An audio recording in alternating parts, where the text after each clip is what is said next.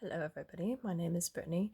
So today I am going to do a reading with my Fairy Oracle deck. This is the deck that I first started out with many years ago when I was first getting into Oracle and Tarot. And it's springtime, so I think a Fairy Oracle deck will be a fun one for that. So this is the last day of April, April 30th, 2020.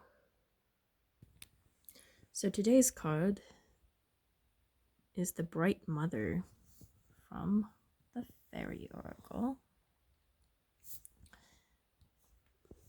So,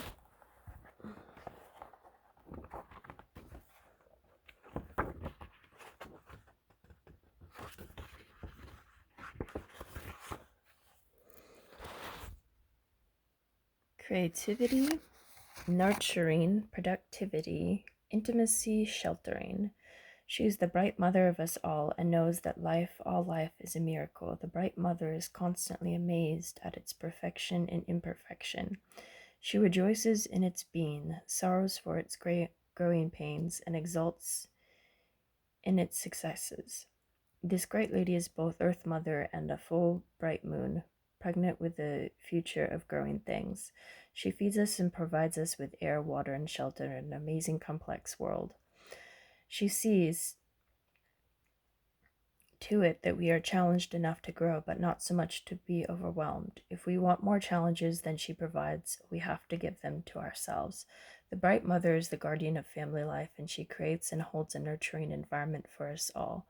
She's the garden where vegetables, fruits, and herbs grow.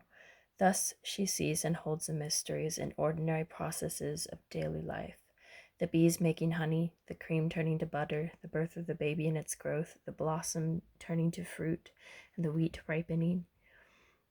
This lady has loving patience for natural processes, however slow. Her commitment to us is for life, her eternal life, not our ephemeral in the flesh lives. She's present in all our deep and committed relationships, facilitating, nurturing, loving, creativity, and giving. She fosters within us the kind of security that gives us the inner stability we need to explore and adventure out in the world and within our own psyches. She reminds us that there are times when we must put others first because their need is so great, but that in doing so we must not lose sight of our own needs and nurturing. One online group member sees her keeping an eye on things, making sure that we all do what we need to do. To another, she says, "You know me by the joy in your heart and the help in your head. You can have it all. All you have to do is ask." For a third, the key word about her is able to carry, care, nurture, and enjoy. One last thing, people tend to project their own experiences with mother and mothering on her. Sometimes this helps us to see her with more clarity. Not all mothers are good and wise. The bright mother is. Each time we perform a compassionate act of nurturing, we become more like the bright mother, learning unconditional giving. When the bright mother is present in a reading, she speaks of a time of fertility, creativity, and nurturing of ourselves and of others. She might indicate marriage or the birth of a child or a deepening of any kind of relationship. She also speaks of giving one's all to life, not holding back. She's like a cornucopia, pouring forth abundance. This may be a time to put the needs of others first, taking care of yourself later. Patience may be needed for the process being discussed. Consider what you have, acknowledge the people and things in your life, good, bad, and indifferent. This consideration is not to judge, approve, or reject, but merely to recognize what is present in your life. There are present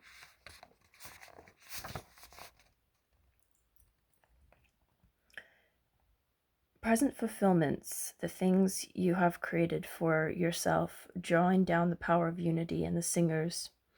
Once you've looked clearly at what is present in your life, you may want to ask yourself what you want to change.